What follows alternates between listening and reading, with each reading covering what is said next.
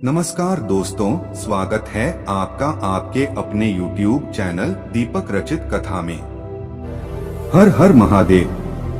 दोस्तों, पितृपक्ष की सबसे बड़ी तिथि यानी अष्टमी की तिथि आ चुकी है और पूज्य गुरु जी कहते हैं कि अष्टमी तिथि एक ऐसी तिथि होती है जिसमें शिव और शक्ति का मिलन होता है। इस अष्टमी तिथि के लिए पूज्य गुरुजी ने अपनी शिव महापुराण की कथा में सिर्फ 11 चावल के दाने वाला एक ऐसा विशेष उपाय बताया है जो आपकी 1, 2 या 3 समस्याओं के लिए नहीं बल्कि आपके जीवन में चल रहे सारी समस्याओं को समाप्त करने के लिए है।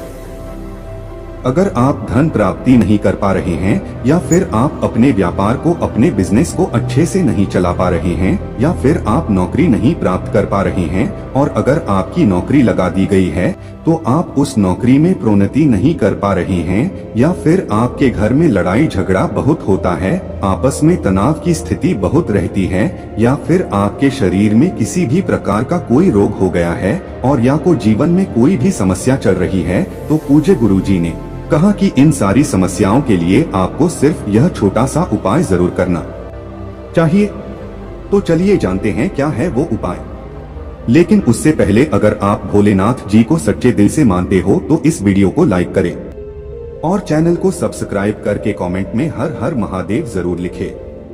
अष्टमी तिथि में आपको पूज्य गुरुजी द्वारा बताए गए सिर्फ 2 या 3 बहुत ही खास उपाय करने हैं, जिनमें से पहला उपाय उन लोगों को करना है जिन्हें अपने जीवन में बहुत ज्यादा आर्थिक समस्याओं का सामना करना पड़ रहा है। एक को खर्च करने से पहले कई बार सोचना पड़ रहा है। धन अगर उनके पास आ रहा है तो कहीं रोग में, कहीं बीमारी में खर्च हो जाता है, तो ऐसे लोगों को यह पहला उपाय करना है। इस उपाय के लिए आपको 1 लोटा जल ले लेना है। लोटा स्टील का लीजिएगा। आपको तांबे का या फिर और कोई भी धातु का लोटा नहीं लेना है, आप सिर्फ स्टील का लोटा लेंगे। यह पूरा लोटा आप जल से भर लेंगे। आपके किचन में जो भी पानी रखा हुआ हो, चाहे बाल्टी में रखा हो चाहे मटके में रखा हो, उस जल को आप इसे लोटे में पूरा भर लेंगे और साथ ही साथ इसमें 1 चम्मच या 2 चम्मच कच्चा गाय का दूध मिला लेंगे। इसी के साथ आपको लेना है सिर्फ 11 चावल के दाने। 11 चावल के दाने जो भी आप लेंगे को कहीं से भी खंडित नहीं होने चाहिए, टूटे हुए नहीं होने चाहिए। अब ये सारी सामग्री लेकर आपको पहुंच जाना है शिवालय। पूज्य गुरुजी ने कहा कि अष्टमी की तिथि में आप यह उपाय सुबह भी कर सकते हैं और शाम को भी कर सकते हैं। शाम को अगर प्रदोष काल में करना चाहे तो उस समय भी आप ये उपाय कर सकते हैं। लेकिन यह पहला उपाय सिर्फ धन प्राप्ति के लिए है और अभी जो आगे आपको दूसरा उपाय बताया जाएगा वह उपाय आपकी सारी समस्याओं के लिए है।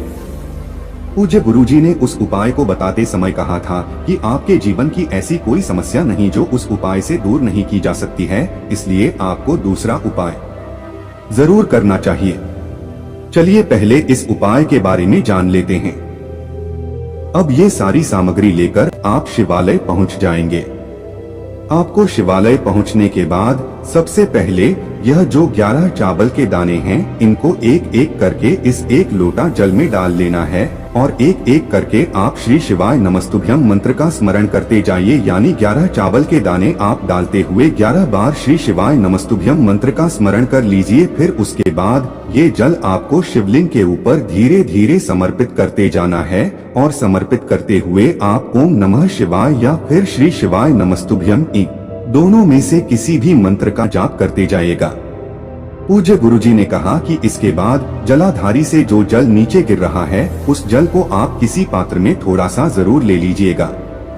आप चाहे तो इसी लोटे में ले लीजिए।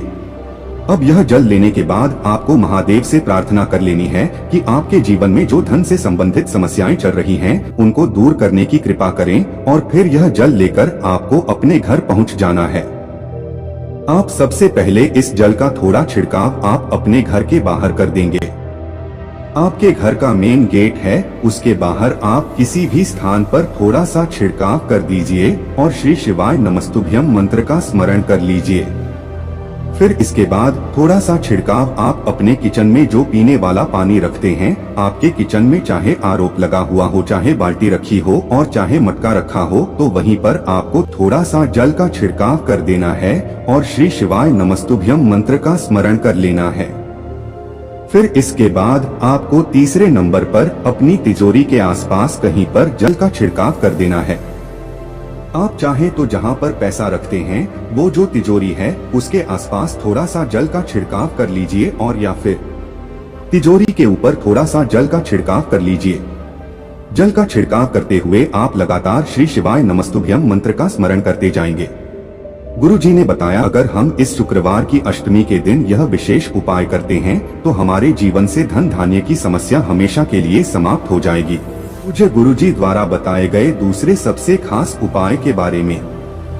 अष्टमी तिथि में इस उपाय से बेहतर कोई भी उपाय हो ही नहीं सकता।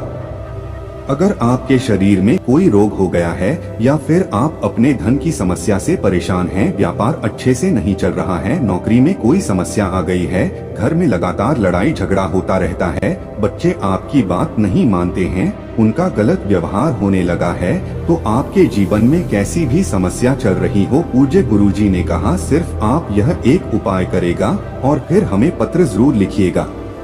देखिए इस उपाय के लिए आपको एक लोटा जल ले लेना है, लोटा तांबे का ले लीजिएगा और जल आप अपने किचन से लीजिएगा।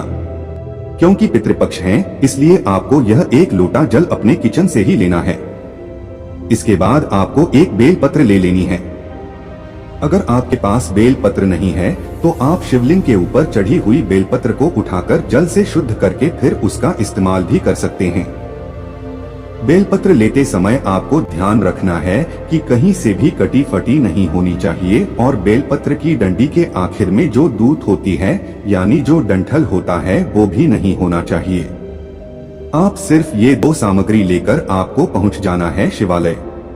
इस अष्टमी की विशेष तिथि में ये उपाय आप सुबह भी कर सकते और शाम को भी कर सकते हैं, लेकिन अगर ये उपाय प्रदोष काल के समय यानी शाम के समय करते हैं तो आपके जीवन के लिए सबसे उत्तम ये उपाय होगा कि शाम को जब सूर्यास्त होते हैं तो से 45 मिनट पहले का समय और 45 मिनट बाद का समय यानी ये जो 1.5 घंटे का समय होता है यह प्रदोष काल का समय कहलाता है। और अगर इस समय आप यह उपाय करते हैं तो यह आपके लिए बहुत ही सफल साबित होता है। लेकिन शिवालय पहुंचने के बाद आपको एक काम करना है। आप जो एक बेल पत्र ले गए हैं उस बेल पत्र को आप सबसे पहले नंदी जी का जो सिर होता है उसके ऊपर समर्पित कर देंगे। नंदी भगवान का जो सर होता है उसके ऊपर आप यह बेलपत्र समर्पित कर देंगे। बेलपत्र की चिकनी साइड का हिस्सा नंदी जी के शमी स्पर्श करेगा और बेलपत्र की जो डंडी होगी वह पीछे की तरफ होगी। ठीक वैसे ही आपको बेलपत्र समर्पित कर देना है और श्री शिवाय नमस्तुभ्यम मंत्र का स्मरण कर लेना है। फिर उसके बाद यह बेल पत्र को उठाना है और माता अशोक सुंदरी वाले स्थान पर रख देना है यानी टच करा देना है। बेलपत्र रखते हुए आप ध्यान रखेंगे कि बेलपत्र की डंडी जलाधारी की तरफ रहेगी यानी बाहर की तरफ रहेगी और बेलपत्र की चिकनी साइड का हिस्सा माता अशोक सुंदरी वाले स्थान पर टच करेगा। जैसे सामने वीडियो में दिखाया जा रहा ठीक ऐसे ही आपको ये उपाय माता अशोक सुंदरी वाले स्थान पर टच कराते हुए श्री शिवाय नमस्तुभ्यम मंत्र का स्मरण आप फिर से कर लीजिएगा। फिर इसके बाद आप तीसरे नंबर पर यह बेलपत्र शिवलिंग के ऊपर जो जलाधारी लगी रहती है जिससे एक एक जल की बूंद नीचे गिरती रहती है वहां पर टच करा दीजिएगा यानी स्पर्श करा दी जाएगा। अगर जलाधारी ऊपर नहीं है यानी मटकी ऊपर नहीं है तो फिर आप सीधे यह बेलपत्र शिवलिंग के ऊपर समर्पित कर दीजिएगा। अगर मटका या जलाधारी ऊपर है तो वहां पर टच करा दीजिएगा। सबसे आखिर में आप यह बेलपत्र शिवलिंग के ऊपर रख लीजिएगा।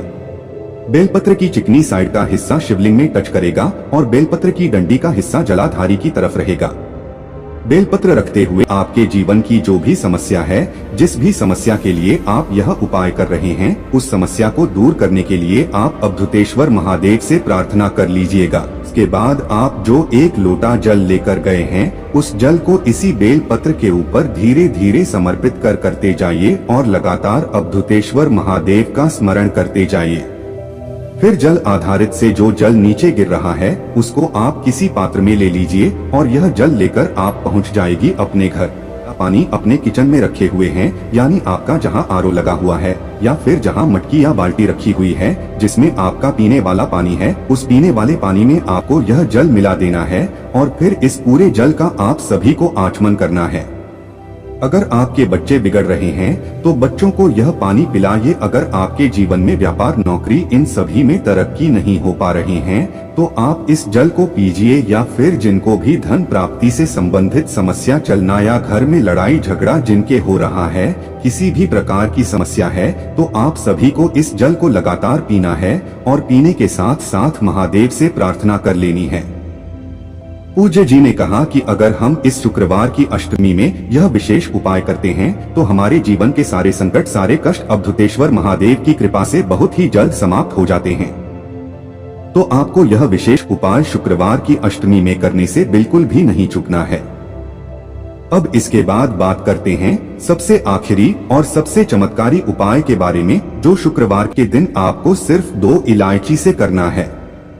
क्योंकि शुक्रवार का दिन माता लक्ष्मी को समर्पित होता है और इलायची के द्वारा किया गया उपाय माता लक्ष्मी बहुत ही प्रिय होता है और माता लक्ष्मी हमारे जीवन में धन धान्य की वृद्धि करती हैं। देखिए, इस उपाय के लिए आपको सिर्फ 2 हरी इलायची ले लेनी है और साथ ही साथ थोड़ा सा शहद लेना है। थोड़ा सा शहद, आप 1 चम्मच शहद ले लीजिएगा। देखिए, 2 इलायची आप जो लेंगे को हरी इलायची बिल्कुल होनी चाहिए, क्योंकि दुकानों में इलायची सूख जाती है और वो हरी इलायची न होकर कुछ पीले रंग की हो जाती है। तो आपको ध्यान रखना है कि आप हरी इलायची ही लेंगे और 1 चम्मच शहद लेकर आपको शिवालय पहुंचाना है। पूज्य गुरुजी ने कहा कि पूरे दिन में आप किसी भी समय इस उपाय को कर सकते हैं। शिवालय पहुंचकर सबसे पहले आप जो 2 हरी इलायची लेकर आए हैं, उस हरी इलायची को शिवलिंग के ऊपर समर्पित कर दीजिए और श्री शिवाय नमस्तुभ्यम मंत्र का स्मरण कर लीजिए।